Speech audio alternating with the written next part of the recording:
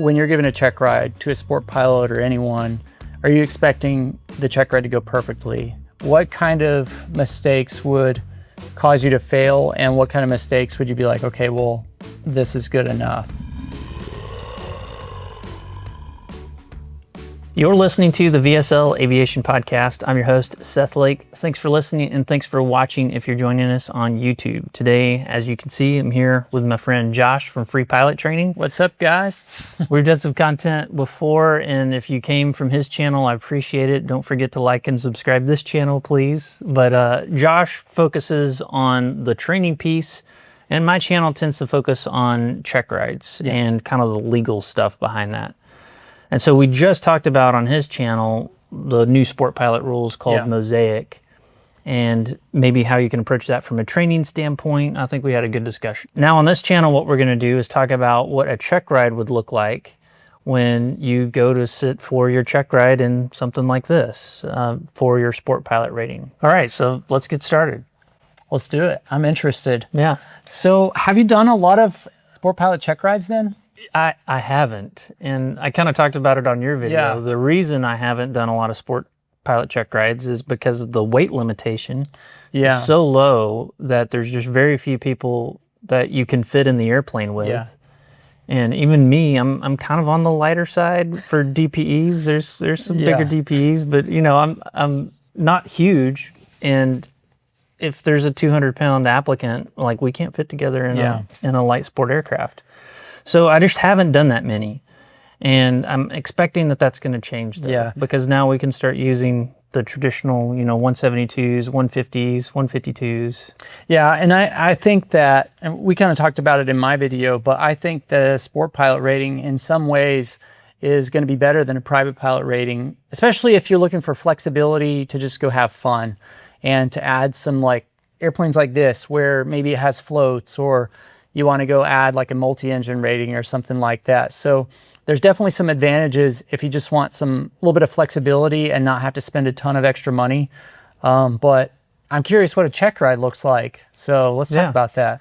Yeah, absolutely. So you're going to get the training, first of all, to add your sport pilot rating. Now, here's kind of an interesting thing is, let's say you did want to fly a seaplane, but you didn't want to add it at the private pilot level, and you already held an ATP. You could go and add a sport pilot rating, even though you have a regular rating already. So sport pilot check rides are not just limited to sport pilot only pilots, which is kind of interesting. But yeah, you know, this is something that the more I was digging into it, I was starting to see that, but there's not really a lot of information on that. So like, if I was a private pilot and I wanted to get rated to fly, you know, these floats as a sport pilot, then I would be limited to those sport pilot privileges and limitations. There you go. But then how would that work with my other ratings? So if I still maintain my medical and stuff, could I still fly that other aircraft? Yeah, you would just have light sport limitations on the back of your pilot certificate. So on the back of your pilot certificate, it might have ATP, multi-engine, commercial single-engine land, and light or sport pilot for single-engine C. Because something like that. In the 61.325, I think it is, it says that the FAA actually sends you an endorsement in the mail for your logbook. Yeah, I honestly haven't ever done that. I just know that it's possible. But yeah, you could have that, but I have seen it on I think a pilot certificate anyway, where we upgraded from sport pilot to private pilot. But anyway, that's a little bit off topic of what we were going for. So back to the check ride piece of what a check ride looks like. Well, if this is your first time taking a check ride, and if you're getting your sport pilot, it probably is. It's essentially what I tell everybody. It's like your driver test, right? So if you go to the DMV, you get your student driver's license, and then you practice driving with another qualified driver, and then you go sit down with, you know, some grumpy DMV person, and you drive around the block and parallel park and do all that. You know, show them that you can practically operate a vehicle. I'm doing the same thing, just in an airplane. Yeah.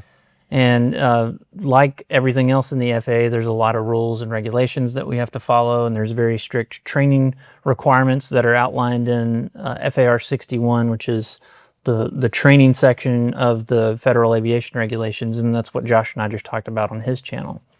So whenever you get all that done, your instructor is going to send you to take what's called your practical test. And in order to do that, you'll actually use this document right here I've got pulled up, and this will be available on a Sport Pilot ACE guide that I'll be releasing here pretty soon. But it's your Sport Pilot Practical Test Standards. Now, if you've watched this channel before, you know I talk a lot about aviation... Airman certification standards. Sorry. Yeah, the ACE. You know, I talk a lot of the Airman Certification Standards, or the ACS, and that's for private pilot, commercial, and now CFI. Yeah. Basically, all your normal ratings are ACS. The old style was called the Practical Test Standards, and so that's still what we use in the sport pilot world, is you have the Practical Test Standards. And there's some things that I really like about the PTSs, and one of the things is it has a pretty nice checklist at the very beginning. So here on page 19 of the Practical Test Standards, it has an evaluator practical test checklist, and that's for me to use it as an evaluator. And so I would go and edit this for the type of check ride that we're doing, because this includes some seaplane stuff that we wouldn't be doing, obviously, if you're doing a land plane. And I would make notations on, and hey, we have to go through and do all this stuff. And the practical test is broken down into 2 different things. You're going to meet with me. Usually I start, sometime in the morning. You're going to sit down. We're going to verify your eligibility. We'll verify the plane's eligibility. So I'll make sure the plane's airworthy. I'll make sure your logbook is properly endorsed. Kind of the administrative stuff. So once we've verified that you're eligible, that the aircraft is eligible, we'll sit down and we'll fill out and sign your 8710-11. And so the normal document that we have is just the 8710. The -11 is for sport pilot only, and it's a application that normally we would log on to a system called IACRA and do this computerized. I don't know if the FAA plans on adding sport pilot to IACRA's capability, but as far as I know now, we'd still have to do a paper application. So on this paper application, you'd fill out all of your, address, personal information, the flight hours appropriately, and then we'd sign that. And upon signing this document here, we've now started the exam. And so the exam starts out with what's called an oral exam. And we take all the stuff that you've learned from somebody like Josh's ground school, and I basically ask you questions, because there's things that I need to make sure you have knowledge of that we won't be able to evaluate in the airplane necessarily. And so we'll basically talk back and forth. I say we're just going to talk about airplanes for about an hour, and then we're going to go fly airplanes for about an hour. So when you have a sport pilot come to you for the oral exam, what's the difference in a sport pilot or oral exam and a private pilot oral exam? Because I think a lot of people think that maybe it's basically the same, but I mean, to me, there's a little bit different. What would you say? Yeah, I mean, I've got it pulled up right here. I'll read through these and then we'll talk about how they might be different. Yeah. So we're going to go over certificates and documents, airworthiness requirements, weather information, cross-country flight planning, national airspace, operations of systems, aeromedical factors, performance and limitations, and principles of flight. Okay. So it is very similar to the private pilot level. And like I said in your show, even though you're a sport pilot, you are still a pilot. Yeah. This is a question I had. So to become a sport pilot, you don't have to get trained to fly in Bravo, Charlie, or Delta airspace. If somebody wasn't endorsed to fly in that airspace, is that something that you would include in that questioning? So I would include basically that they can identify the types of airspace, because in order to avoid them, they have to be able to identify them, right? We wouldn't go have a long conversation about how to fly in Class Bravo airspace if they've never done that. But yeah, we may talk about it, identify it on a chart, maybe talk about the types of equipment you might need if you were to fly into that location. But yeah, so airspace maybe not drilled as hard as a private pilot.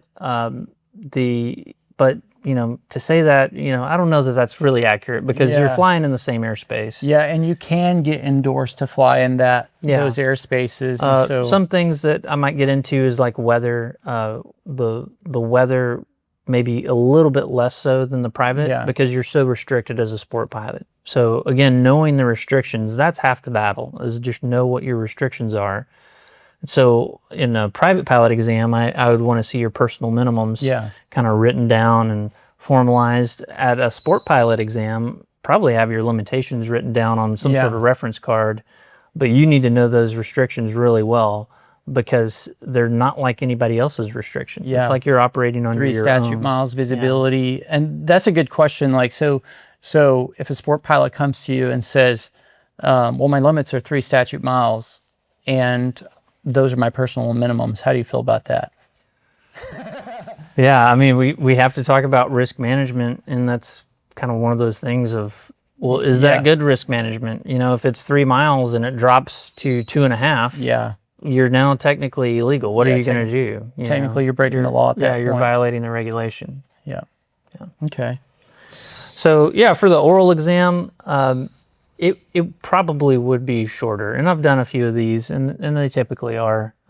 Because, one, the systems aren't as advanced. We're just not getting into the depth that we might at the private pilot level for some of this stuff. So you also have less instrument training. So would you expect them to know like the minimum day VFR required instruments? Yeah, so I would still expect the applicant to know the minimum day VFR requirements. Yeah. Be familiar with the night VFR, maybe just have a discussion about it. But if they don't have that endorsement, obviously they're not going to be flying at night. Yeah. But then, having a working knowledge, basically like I do with all the other check rides, I don't expect you to have this memorized. Yeah. But if you give me the appropriate reference number of the FARs for what we're talking about, and you can pull that reference up and we can have a discussion, then all this stuff it's not like it's an emergency happening in the air. It's something that we can foresee. Oh, we've got this instrument is broken. Can we go fly? What's your process for flying with inoperative equipment? And this is one of the big reasons, like in my ground training, I always try to put the reference in there because it's always a struggle to find out where this stuff is listed if your instructor doesn't tell you. So if you take that down and some people put tabs, some people bookmark their FAR aim on their thing. Then you also have your ACE guide. So that makes it even handier because you can just click it and you're there. Yeah. But that's what I use, and that's why I built it, is because I navigate these regulations and I can't remember all of them. So I go to the ECFR website. That thing I have so many hot links to the ECFR. I use that all the time because I just can't keep all of these straight, All right, so once we're done with the oral exam, basically me asking questions, and we try to do it in a scenario-based format. So what I might do is I'll send the applicant an email a few days before the check ride saying, hey, we're planning, for the check ride, simulate planning a flight from point A to B. I'm going to be your passenger, maybe give you a reason to go, and that reason may kind of blur the lines of what's legal. And because one of the things I have to evaluate is your limitations as a sport pilot. And so if somebody offers you money to fly them somewhere, that's obviously not something you can do as a sport pilot. Yeah. And so I need to see that you know that and say, hey, I'm sorry, we can't do any cost sharing compensation. Yeah, so you could do the pro rata share, so you could share some of the expenses, but you could not get paid, or your friend couldn't pay for everything. Flying for hire. I said cost sharing, but I meant the compensation. So there can't be any compensation happening, and knowing that common purpose rule if you are doing the pro rata cost sharing. So that might be the scenario that I give you. And so once we move on from the oral exam, we'll kind of use that scenario to maybe talk about some of the regulations. Then we're going to move on to the flight, and we'll typically start out with the navigation section of the check ride. And the check ride, the PTS, is sort of laid out in a logical flow, other than, what I typically like to do on the first takeoff is start like we're departing on our cross country, because you do have to demonstrate navigation principles. You have to demonstrate dead reckoning navigation and loss procedures. So that's the main thing that we want to get out of the way pretty early on. So we'll take off, pretend like we're going somewhere. I'll give you some sort of simulated scenario that leaves you in a simulated lost condition, and you'll talk me through and demonstrate how you would use maybe the equipment installed on the airplane or your iPad to get unlost. So are you expecting the sport pilot to fill out like an old-fashioned logbook, or would you be okay with flight only? Yeah, flight only I'd be completely fine with. Okay. So yeah, navigation log on flight. I tell everybody, hey, that's crap in, crap out. So if you put the bad stuff in flight, it's going to tell you bad information. So make sure you filled it out appropriately. I know you've got a great digital nav log that uses Excel. If you wanted to use that, that would be awesome as well. Have you had anybody take the CHECKRIDE with that yet? No, I don't think I've seen that in use. Well, as far as I know. But most people that take a CHECKRIDE with me are like, oh, Seth likes flight. I'm going to make sure. So most people use flight. I've actually had a handful of people use that on the CHECKRIDE and they passed. So yeah. And the examiner loved it. So yeah, it does have some benefits over the flight doesn't have. Yeah. Because you can manipulate that. But anyway, that nav log, we're going to use that to navigate somewhere. We may even go to another airport depending on where we're doing the CHECKRIDE at. But at the places here in Arkansas where I give CHECKRIDEs, there are a couple of outlying fields that I like you to plan to, and we'll go there. Now, this part of the CHECKRIDE, kind of continuing our scenario, you might expect some sort of malfunction to occur, and that would be a simulated malfunction. So I may describe a condition. I may even pull the throttle back and simulate a partial or full engine failure and see your decision-making on how you handle that emergency procedure. That's a really important thing for me to evaluate, is that you can handle abnormal situations in the plane. Now, that will usually lead to some sort of forced landing event, an emergency landing. Now, we may or may not do that emergency landing to a landing. We may just do it to a low approach. And the PTS actually doesn't require it to be taken all the way to a landing. You just need to be in a position where you could land. So for sport pilot CHECKRIDEs, do you have to do like soft field, short field, and those type of takeoffs and landings? Yeah, there's 3 takeoffs and landings that you have to do. You have to do a normal, a soft field, and short field. So it's just like private in that aspect. And are the standards pretty well the same? Like 200 feet touchdown? They're very similar. I don't have the standards memorized. They're all in the PTS here. But yeah, they're similar to the private pilot requirements. The big difference is you're not having to put the foggles on and do any instrument work. We're not doing any unusual attitudes. The performance maneuver we're doing is steep turns. That's the only performance maneuver. And then I call it stalls and falls. So we're doing the slow flight, power on, power off stalls. Okay. So that's similar. And then we have the same 3 ground reference maneuvers that you do in the private. So you've got the turns around a point, S-turns, or the rectangular pattern that we do. With reference to the ground. Now, this is something I've always wondered. Do you ever have them do the rectangular, or do you a lot of times count the pattern as a rectangular pattern? Yeah, I've had some people do the rectangular pattern. I've actually had the FAA, when they gave me my CHECKRIDE, they wanted me to do rectangular pattern because they know that we don't practice that very often. There's actually verbiage saying that we cannot use the traffic pattern as the rectangular pattern. Interesting. That is a maneuver in of itself. Yeah. So we can't dual log a traffic pattern and a rectangular pattern. But yeah, it's obviously that's something that I do less. I think most DPEs don't do that one. Most of us are going to choose turns around a point or S-turns. And the reason is because the traffic pattern is very similar to the rectangle pattern. So I would rather see you demonstrate the skills for that in the traffic pattern, but I can't count it. So we have to do the S-turns or turns around. But all those events, it's hard to force a scenario to get all of those boxes checked. So we will at some point kind of step out of the scenario, and it'll become a task of just, I'm going to ask you to do a maneuver and you're going to do the maneuver. We're not going to be pretending like, oh, we're taking pictures around this. We can sometimes do that, but at some point I'm just going to have to ask you to do the maneuver. I always think this is important to ask, but so when you're giving a CHECKRIDE to a sport pilot or anyone, are you expecting the CHECKRIDE to go perfectly? What kind of mistakes would cause you to fail, and what kind of mistakes would you be like, okay, well, this is good enough? Yeah, that's a great question. The PTS and the ACS, all the testing documents and all of our documentation as a examiner tells us that perfection isn't the standard. So I'm not expecting robotic perfection when you go out there and fly this check ride. In fact, I tell everybody, I actually look forward to seeing a pilot make a mistake, because in the real world, you are going to make a mistake when you fly. Every time you fly, probably.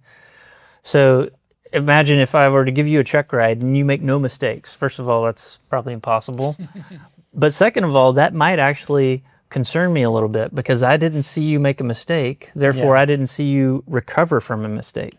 So when a mistake happens, I want to see how are you going to overcome that. And in the airline world, we call that trapping errors, right? We're all going to make errors. And our job as the pilot in command is to trap those errors and keep them from expanding into something more dangerous that would maybe lead to an accident.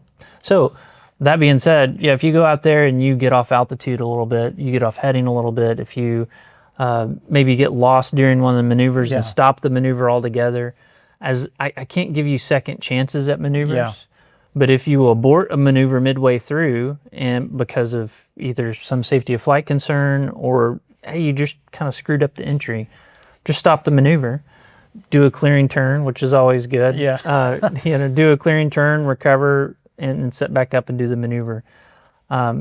So I can't give you second chances, but I can ask you to reaccomplish a maneuver if there's part of the maneuver maybe I didn't, I wasn't able to observe because of whatever reason, So if somebody were to, let's say the standard was 10 degrees of heading or less that you had to maintain during a maneuver, and somebody went 12 degrees, does the FAA give you discretion at all for like one particular like deviation or like a momentary deviation or anything like that? And that's the exact language they use, is momentary deviations. And what they say, as long as there's a prompt corrective action, then that wouldn't constitute a failure in of itself. So what the FAA goes on to say is that consistent deviations could lead to a disapproval. So if you're consistently off heading, then that could lead to a disapproval. Obviously, that's going to take multiple times. And so if you get off heading once, I probably won't say anything. You get it off heading twice, I still probably won't say anything. That, fifth, sixth time, it's like, okay, there's a trend here. I might have to tell you, and I do, if we've reached a reason to call, and it's called a notice of disapproval. If we've reached a reason to issue a notice of disapproval, I have to tell you as soon as I've come to that conclusion. So I can't just sit on it and then wait until we're done flying and then say, oh, by the way, hey, I'm sorry to tell you that you failed the check ride. I guess it's a good time to talk about the possible outcomes of the check ride. So we've talked about a little bit of just generically how the check ride flows. We go out, we do a cross country, we do some high work, we do some low work, an emergency procedure, and then a few landings. We come back. At the end of that, the check ride can end one of three ways. It can be a successful completion, at which point I'll issue you a temporary certificate. And that is just a piece of paper that says you're a pilot. You can use it just like any other pilot certificate. And it's good for 120 days. It gives the FAA enough time to process the paperwork and send you the permanent certificate. Unless the government's closed down. Exactly. And so that's option one. That's obviously what everybody wants. That's what I'm hoping for as well. Option two is maybe there's something that came up that prevented us from finishing the check ride. That might be maintenance. It might be weather. It might be your health. It might be my health. Whatever reason, we can pause the check ride, and we can pause it, or discontinue is the word. We can discontinue it for up to 60 days. And that doesn't mean you have to wait 60 days. It just means that we have to fix whatever went wrong, or wait to feel better, or wait for the weather to get better. And we have to finish the check ride within that 60-day time frame. If we go beyond the 60-day time frame, we don't get to keep credit for all the stuff that we did. We have to restart from square one on the check ride. And that means doing a new application, doing a new oral exam, doing all the flight activities again.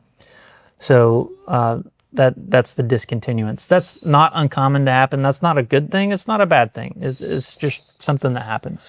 When you look at a student that comes to you, is there a correlation between people that are confident in their abilities, like I know for 100% fact I'm going to pass this check ride? Are there quite a few people that also like, I don't really feel amazing about this, but they still pass? Yeah, and I call it being a victim of the check ride. I can tell the victim mentality that people have when they come in, and they're maybe just a little meek and they're real quiet, and they are giving very, very short abbreviated answers and almost like they're scared, and they're just being a victim of the check ride. And sure, those people pass. It makes my job maybe slightly harder as an examiner. It makes the overall experience maybe a little less good. I'm definitely not having fun in that example. But that could lead to the third outcome, which is a disapproval. Because I guess the question I'm asking is like, at which point would a student need to say, well, let's just get 1 or 2 more rides, before we go to the check ride? Because 20 hours, that's nothing to get your sport pilot rating. So if somebody comes to you with 30 hours and really another hour of flight time, you're looking at like $250 maybe. So yeah, I think maybe a good test, and this is kind of the unofficial way that I gauge applicants' ability to go fly, is would I feel comfortable to take a family member of mine and put them in the plane with you and have you go fly around with them and bring them back safely? Would I feel confident in that? And at the end of the check ride, if I don't feel confident of that, or if my confidence of that is shaken during the check ride, then I'm not going to issue a certificate probably. Yeah. And I think if the applicant themselves, if they ask themselves that question, would I be comfortable taking a loved one up in this airplane and they don't know anything about aviation? And don't let the term light sport fool you. These planes will kill you just as fast as a normally certified airplane. Yeah. You just might be at a slower airspeed when you die, but they will kill you, right? Yeah. So you don't need to take that lightly. Yeah. And if there's any doubt in your mind that you could operate the plane safely and bring back a loved one, and the airplane in one piece, then you need some additional training. Yeah. You need to have the confidence that you're going to be able to do that before you sit for the check ride. And I've heard you say it before, but a private pilot's license is a license to learn. And I really think a sport pilot license is the same. Oh, sure. Yeah. That's why, we don't expect perfection. I don't expect you to be Chuck Yeager out there. Yeah. I just expect you to be able to operate the plane safely and bring it back in one piece. Yeah. And a lot of that is kind of the squishy stuff, the decision making. Yeah. And part of that is confidence. If you just don't have any confidence, I'm going to be able to tell that very quickly. Yeah. And it's probably not going to go well. Your passengers would be able to tell that, right? Most of us have flown on like a commercial flight. What if you got on a commercial flight and you looked up and everybody's up there shaking and they're really nervous? Like, that would not instill confidence in you, right? So, you got to have some confidence there. Yeah. And if you don't have it, just get more training. That's not a problem. Yeah, training. Everyone looks at a little bit of extra training as like the end of the world because it's an extra $200, $300, whatever it might be. But the further along I get in my aviation career, the more I'm like, it's nothing to get a little bit of extra training. Probably one of the most common things I get asked is like, my instructor's a douchebag. Like, but I'm so invested in him that I can't go to another instructor. I'm like, why? If you get training from another instructor, you get another perspective that you didn't have before. And so 1 or 2 extra flights is probably going to give you a lot of value. Yeah. And, let's get back to the 3 options, because this deals directly with the third option, and that's a notice of disapproval. So if you do fail the exam, what does that mean? Because that's kind of a scary term of like, oh, I failed the exam, I can't be a pilot anymore. That's not what it means. It just means you need the additional training you've been talking about. And so if during the check ride, I come to the conclusion that, hey, you can't meet standards, XYZ, whatever's wrong, I think you need more training, I'm just going to tell you that, and I'm going to issue what's called a notice of disapproval, and it's going to be very specific on there, the things that I'm disapproving you for. It may be ground activities, it may be flight activities, But whatever happens there, that starts a 60-day clock, and you have 60 days to go out and get additional training with the instructor in the items that I've specified there. And does that have to be your instructor? Can it be any instructor? It can be any instructor. Yeah. It doesn't have to be the same instructor. And we might even have that conversation if, you know, a lot of times I get kind of it's almost like confessional time. I give the disapproval, and then all this stuff just starts coming out about their training experience. And so I may have an honest discussion with you and say, hey, here's what I recommend. I recommend going out and flying with a different instructor to get a different perspective, because obviously your instructor, not that they're bad, they let you get to the check ride with some gaps in your knowledge. Yeah. So I think it's maybe better served if you go with a different instructor and fill in those gaps. Yeah, because every instructor has different things that they're focused on that they think is important. Sure. And like what I think is important, most of the time it's going to overlap with what you think is important, but there may be something that I really care about. Yeah, and I think we've talked about this before, but one of my biggest recommendations before your check ride is get a second or third opinion from another instructor. If you've been training with one instructor and they sign you off to go take the check ride, before you take the check ride, I would go get a second opinion from a different instructor, because that instructor is just naturally going to look at different things and get that second opinion before you sit with me and have me tell you, hey, you need a second opinion with a different instructor. So, yeah. Well, that's kind of the breakdown of the check ride. I think we covered everything. I think we hit most of the highlights. Yeah. Well, I really appreciate y'all listening or watching. Don't forget to like and subscribe us on all the podcast stuff and YouTube stuff. I don't think I have any followers that aren't familiar with Josh's work. But if you're not familiar with Josh's channel, head over to Free Pilot Training and give them a like and subscribe as well. So, well, thanks, Josh. Yeah, thank you. We'll do this again. Yeah, very soon. All right, Maybe take care. We'll go fly this thing. Yeah, let's do that. All right, see ya. See you guys.